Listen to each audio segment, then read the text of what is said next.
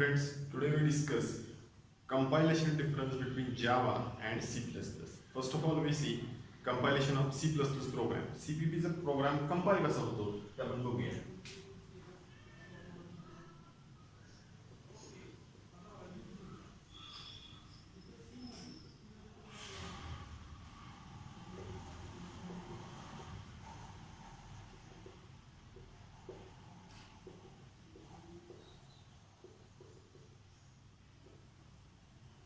म्हणजे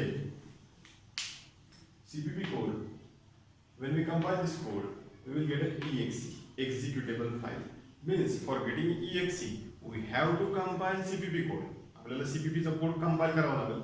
त्याच वेळेला आपल्याला CPP ची exe मिळेल.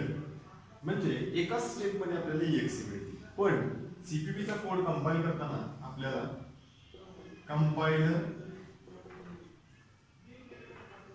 गरजेचा आहे. Means compiler must be there. Compiler तिथं असला पाहिजे. आता जावाच्या बाबतीत बघा,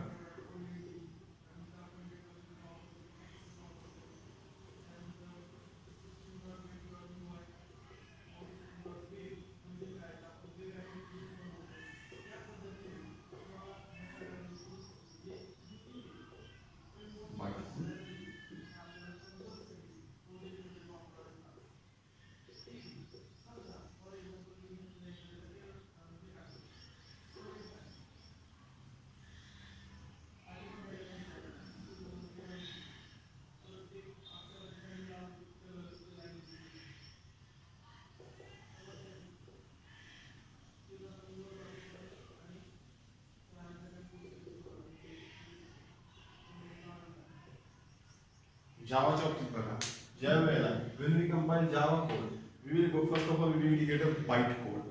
पहिल्यांदा जावाचा जो कंपायलर आहे तो जावाच्या कोडचं रूपांतर बाइट कोड मध्ये करतो आणि next step we can convert byte code into executable code. JVM is there. JVM, Java Virtual Machine.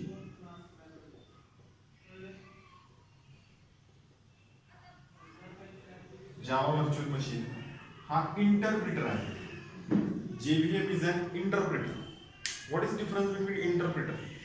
Interpreter interprets given code into the machine level language. Interprets म्हणजे समजून सांगणे, बारकावे. आणि कंपायलेशन म्हणजे भाषांतर करणे. कंपायलेशन करणे म्हणजे भाषांतर करणे आणि इंटरप्रेट करणे म्हणजे समजा. आता दोन्ही फरक आहे. फॉर एक्झाम्पल, आपण एखाद्याला म्हणतो तू खूप शहाणा आहेस, तू खूप शहाणा आहेस, तुम्ही शहाणे आहात, अशा प्रकारे आपण रिॲक्ट केलं. आता त्याचा अर्थ बघा, तू खूप शहाणा आहेस. काही जण समजून घेतील की मला शहाणा म्हणतात, पण हो खूप शहाणा आहेस बरं का, असं म्हणण्याचा अर्थ बघा, ह्याच्यामध्ये आपण टोचून बोलतोय. हे कोणाला समजेल? इंटरप्रिटेशन. खूप शहाणे बरं का तुम्ही, असं आपण ज्यावेळेला म्हणतो त्यावेळेला आपण जे करतो ते इंटरप्रिटेशन असतं. लक्षात घ्या, हा दोन्ही मधला फरक आहे. तर जावाचा कोड ह्या दोन स्टेप मध्ये वर्कआउट होतो. जावा 2 स्टेप कंपायलेशन वापरतो. रेग्युलर लँग्वेज 1 स्टेप कंपायलेशन करतं. हाच डिफरन्स आहे जावामध्ये आणि C++ मध्ये. जावा 2 स्टेप मध्ये कंपायलेशन करतं. हे जावासाठी फायदेशीर ठरतं. आता ते कसं फायदेशीर ठरतं ते आपण नेक्स्ट लेक्चर मध्ये बघूया. Okay, thank you.